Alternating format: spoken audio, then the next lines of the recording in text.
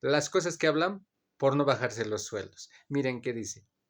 Si se baja sueldos, habrá fuga de talentos, dice Gilata Cuyaca. ¿Qué talento creen que tiene este cuate? ¿Qué talento le ven? Más allá de que sale jeteando en cada entrevista y creyéndose el pequeño dictador que va a disciplinar a todo el mundo, gruñendo como chanchín. ¿Sí o no, Gilata Cuyaca? ¿Qué talento le ven?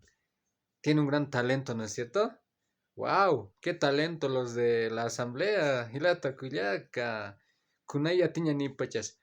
Ukama ira kasip hanuka hata kaya tinyan haka misto hafan iwi hamchuk suya fanicha. May pih inas waka mu sas tutuk suya chini.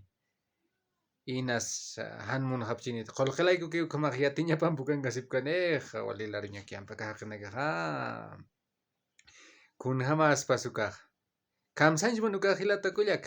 Kolkechuyma kahakanaga kolkechuyma nakaw.